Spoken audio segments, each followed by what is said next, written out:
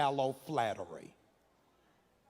Others are codependent on networking, that they think they can only go up by dropping names.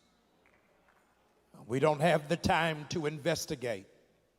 Those who are so codependent on status that they'll do anything to be seen.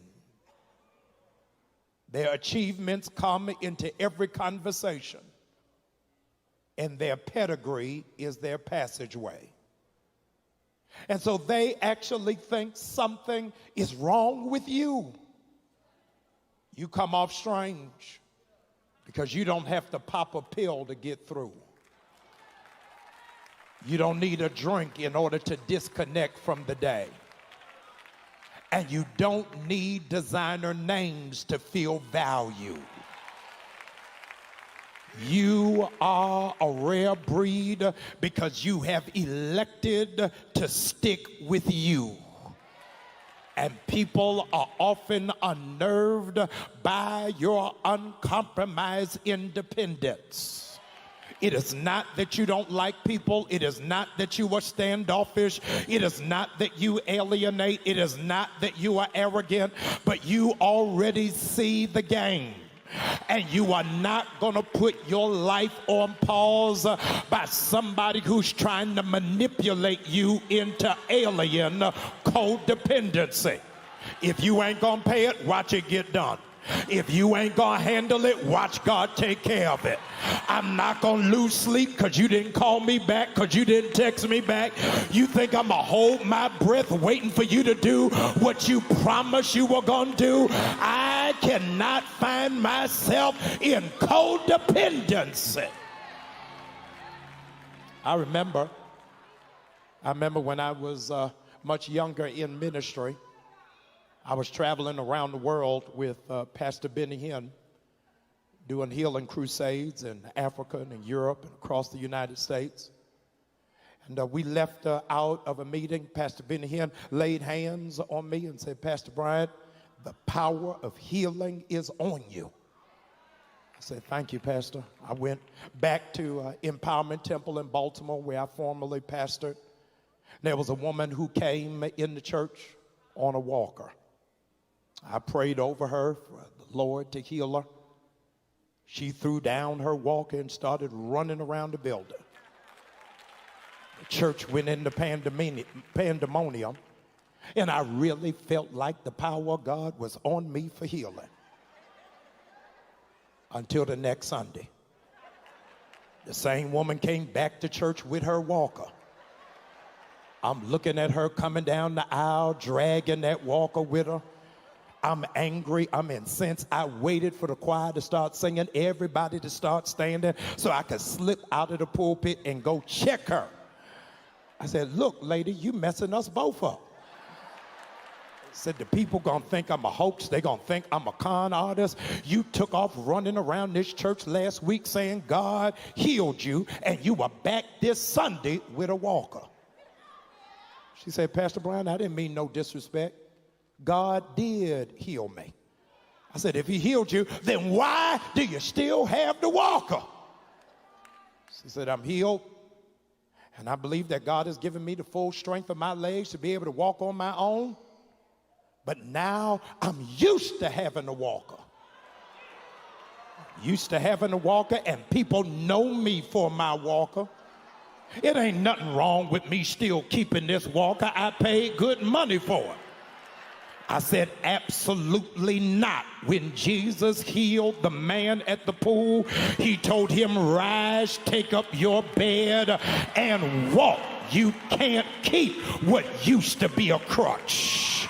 And some of y'all are laughing at that lady, but a whole lot of y'all are just like her, because God healed you, God delivered you, God gave you strength, and you keep dragging that Negro, you keep keeping that same job, you keep holding on to who you used to be because you think you need what you already been delivered from. I was thinking about that episode in my ministry, and Carl Jung's word association test came to mind. which is based on the idea that your subconscious can control your conscience. That one word can unleash past trauma or reveal unresolved internal conflicts. I hadn't thought about that incident for years until I was emotionally triggered sitting at home watching television. And every commercial that started playing said Walker for Senate. I hadn't thought about it. I don't even know what made my mind go back to it. But Physiopedia pronounced a walker is a walking aid used to stabilize patients with poor balance, compromised mobility, and lower extremity impairment.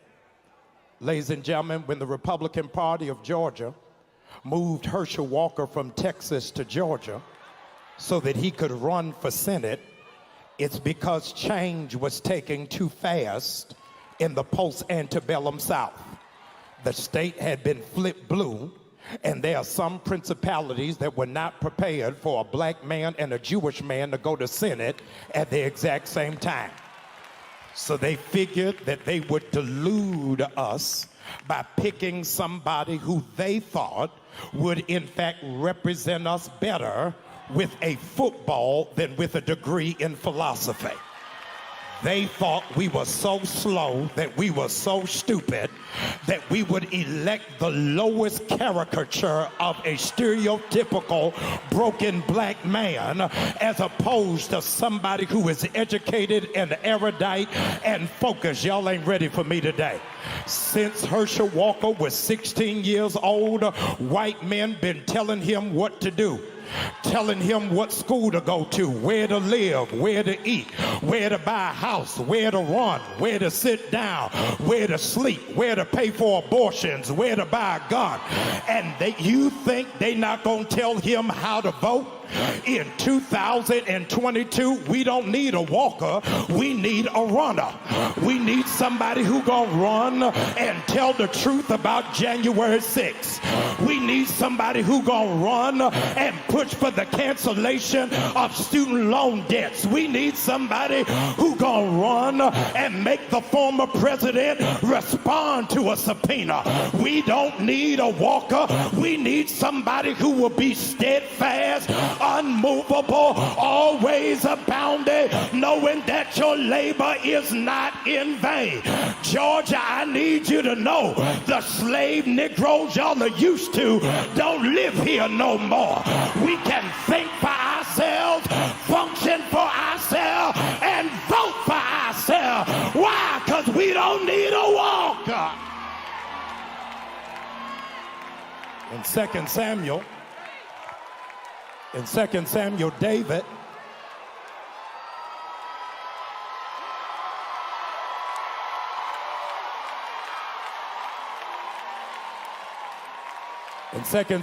David has just ascended to become king, and he still has deference for the one who tried to kill him, his predecessor named Saul.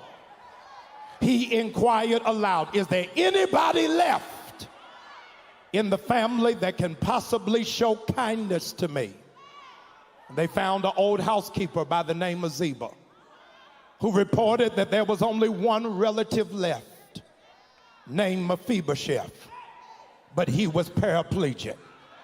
The question was asked, was there anybody left? He never asked, was there something wrong with him? People are quick to pull up your flaws.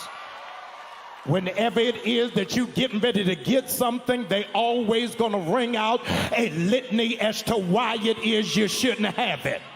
But when you have the favor of God, you understand, I don't deserve it. Here's your shout, but I'm still gonna get it. And no matter what has happened in my past, it ain't gonna block what it is that God got for me in my future. Would you point at somebody and say, I'm still gonna get it? I filed bankruptcy, but I'm still gonna get it. The relationship didn't work, but I'm still gonna get it. My family is dysfunctional, but I'm still still gonna get it. I never finished college, but I'm still gonna get it. I spent time in jail, but I'm still gonna get it.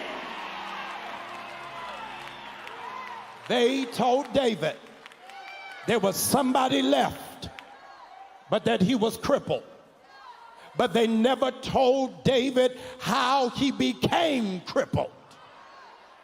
They neglected to tell him that Mephibosheth was dropped by somebody who was supposed to care for him.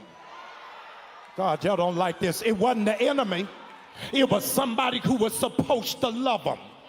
But they were in such a hurry that they dropped him until he got wounded. I pray for the grace of God for those of you that got wounded by somebody who claimed to love you. They dropped you so hard, so bad, so fast that the devil never thought you would get your legs back. But look at you standing on your own. They thought you would be broken without them, but you are in the best shape of your life. You ain't gonna beg nobody for nothing. You ain't gonna be thirsty. You ain't gonna call them asking them to come back, because you know if God be for me, who can be against? He's hurt by somebody who's supposed to care for him. Hurt somebody who's supposed to love him. And you standing around people this morning who've been dropped not by strangers, not by people who they met online. They were hurt by somebody whose only job was to care for them. Mephibosheth was not shot in a nightclub. He didn't find himself stabbed in Rikers Island. His greatest level of pain happened in his house. And as a consequence, he was unable to walk for the rest of his life. I am believing that God is going to give healing for stuff that happened in your house. I know you sitting around folk who want to believe that your childhood was peaches and cream, but I declare unto you that God is giving healing over what happened in that house, and you better get this healing before the holidays roll back again. God says, I'm getting ready to restore to you your level of self-esteem. I'm getting ready to restore to you the preciousness of your sexuality. I'm getting ready to restore to you the identity of your beauty. I am getting ready to restore to you even what family members tried to take away.